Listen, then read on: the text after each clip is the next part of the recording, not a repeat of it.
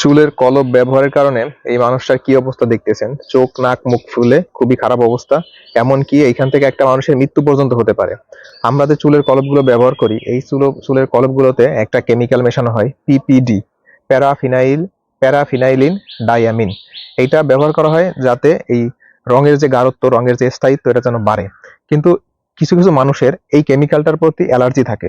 মনে করেন একটা মানুষ চুলে কলপ লাগাইলো, লাগানোর পরে তার মাথা যে চামড়া আছে সেখানে চুলকানো শুরু হলো, এবং তার 2-3 ঘন্টা পরে আস্তে আস্তে তার নাক মুখ ফুলতে শুরু করলো।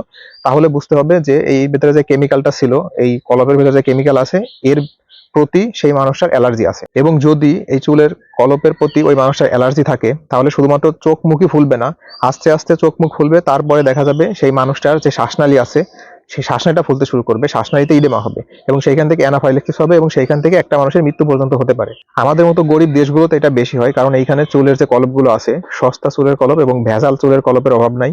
তাই এইটা যখন আমরা লাগাই, এটা লাগানোর পরে আমাদের অ্যালার্জি রিয়াকশনটা অনেক বেশি হয়ে থাকে। তাই এইটার সমাধান হচ্ছে, যখন কোনো নতুন চুলের কলপ ব্যবহার করবেন তখন সামান্য পরিমাণ আপনার কানের পেছনে লাগাবেন।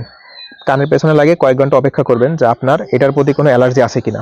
যখন নতুন কোনো প্রোডাক্ট, নতুন কোনো কলপ ইউজ করবেন, তার আগে সেইখান থেকে সামান্য কিছু আপনার কানের পেছনে লাগাবেন এবং লাগিয়ে কয়েক ঘন্টা রাখবেন। দেখবেন যে আপনার কোনো অ্যালার্জিক রিয়াকশন হচ্ছে কিনা, আপনার কোনো চুলকানি হচ্ছে কিনা। যদি না হয় তাহলে আপনি সেই চুলের কলপটা ব্যবহার করতে পারবেন।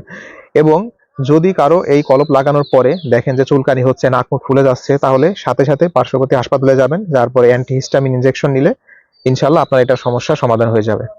ভিডিওটা অনেক বেশি শেয়ার করবেন এবং আমার আইডিতে ফলো দিয়ে রাখবেন।